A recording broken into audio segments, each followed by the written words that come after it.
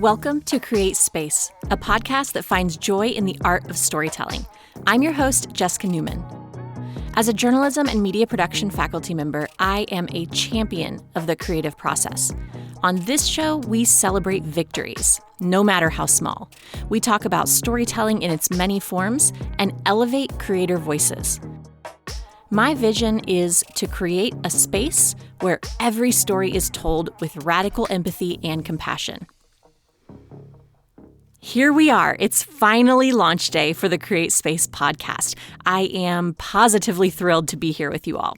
Now, in this first episode, I want to provide a foundation for you as to what Create Space is intended to be.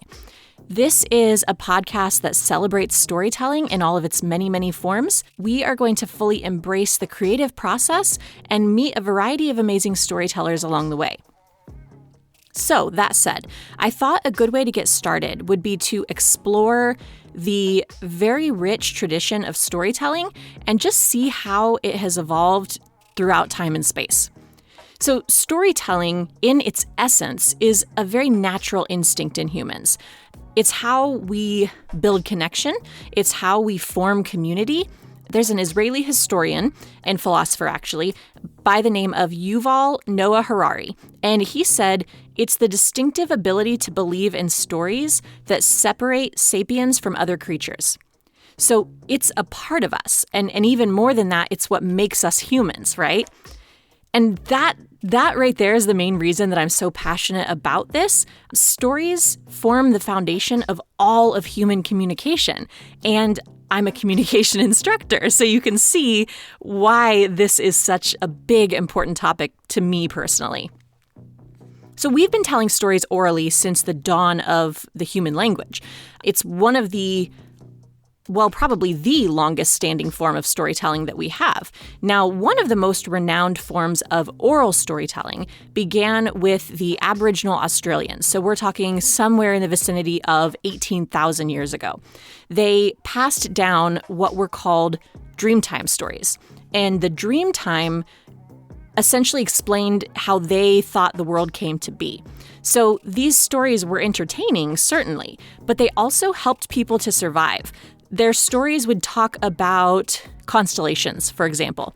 And through these constellation stories, they were able to pass on the information about how to identify important stars that would then help their tribes with navigation.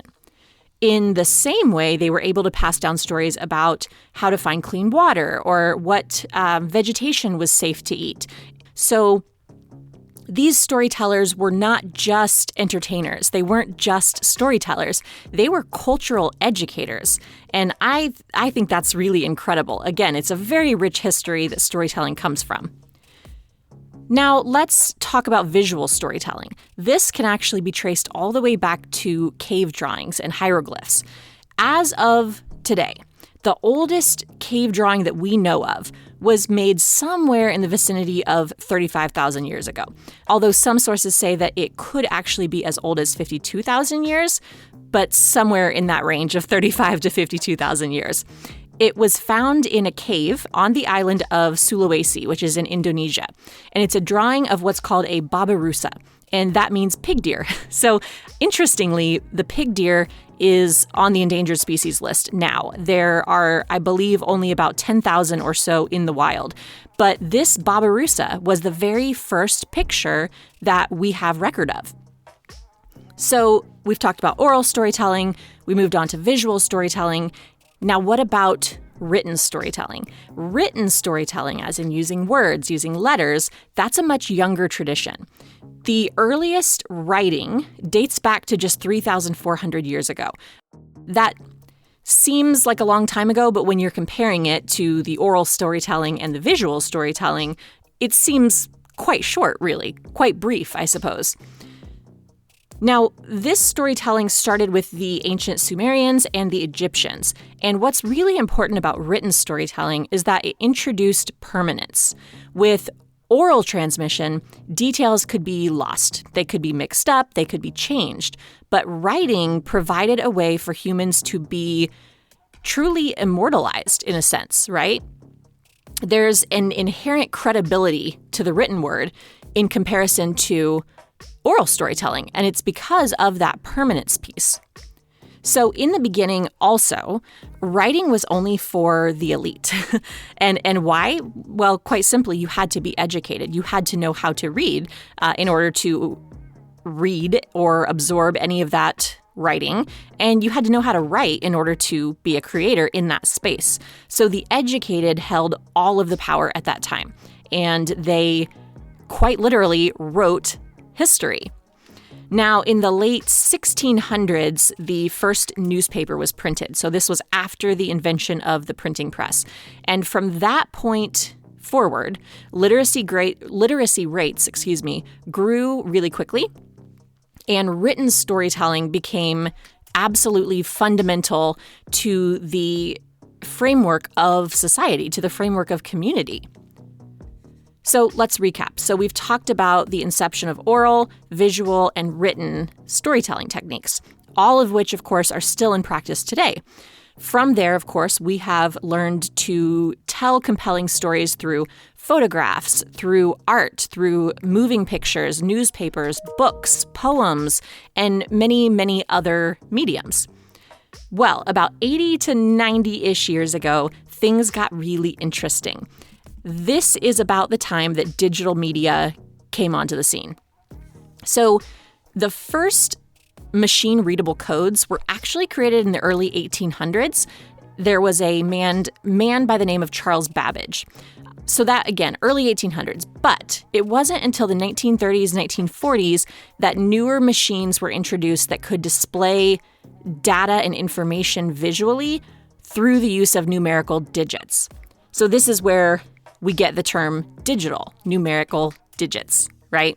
You're seeing how that's coming together. So 1930s, 1940s, less than 100 years ago, digital media was created, and now digital media is the predominant source of media, which is fascinating that it's so young and yet so prevalent.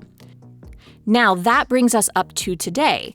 Why is digital media the most prevalent? That's because it was given new life with the creation of the internet.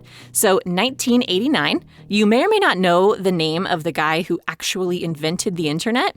It seems weird that it was invented by somebody because it's just kind of its own being now, but it was. So Tim Berners-Lee is the guy credited with inventing the internet. And it has since become this unstoppable force that created connection in a way that we never imagined was possible. To give you a little bit of perspective, in 1995, there were 16 million internet users.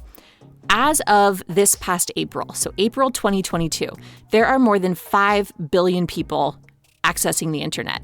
That's approximately 63% of the global population. Huge. So let's go back to Tim Berners-Lee, the guy who invented the internet.